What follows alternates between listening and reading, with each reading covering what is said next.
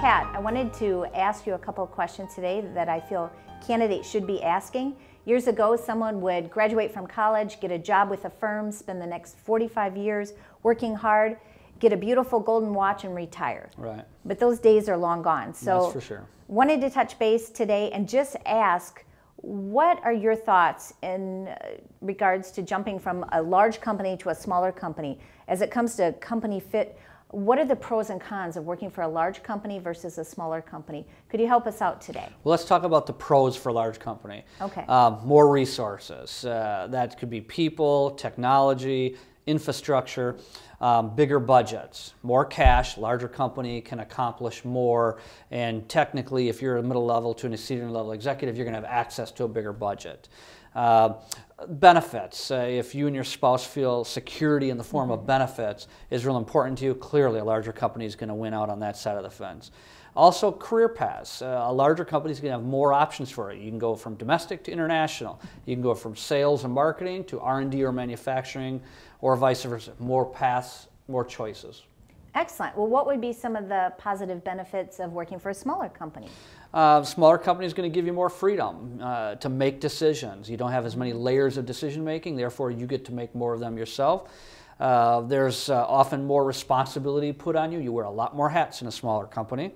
And decision making that needs to be made in a smaller company can happen a whole lot faster because of less layers, and that allows you to be more innovative, to target new opportunities, and to move in other directions faster.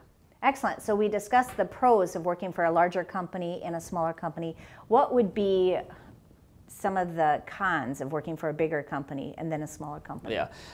In a larger company, there's always a lot more competition for more promotional opportunities in comparison to a smaller company, because you just have more people wanting those same promotions.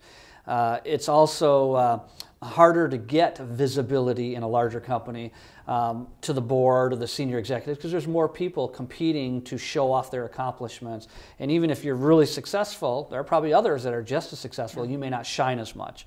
Also, decision making, it's often much more bureaucratic, requiring a lot more signatures, and overall you just have a lot less freedom to make those decisions. Okay, and with a smaller company, the cons would be?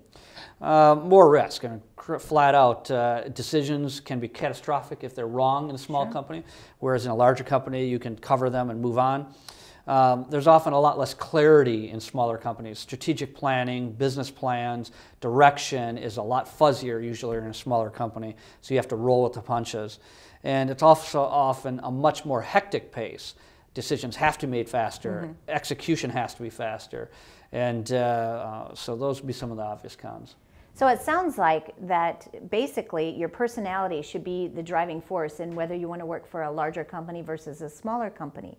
And I think you've made some excellent points. Really appreciate you spending time spelling this out for me today, and I thank you for your helpful insight. You're welcome.